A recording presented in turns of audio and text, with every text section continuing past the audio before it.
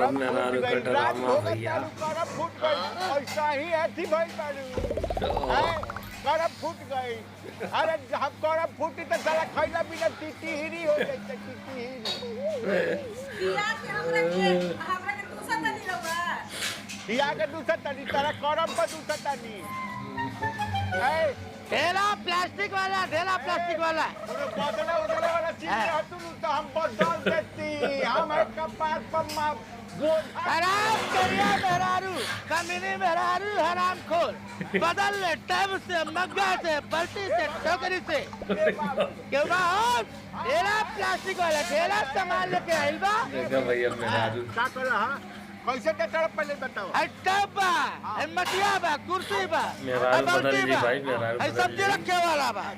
टोकरी बा पुरान